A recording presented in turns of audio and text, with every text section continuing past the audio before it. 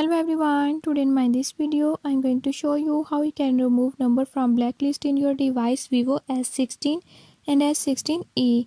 In this video I'll show you how you can do it. Before I start, if you are new to my channel, don't forget to subscribe and press bell icon. Watch complete video and learn how you can do it. Let's watch.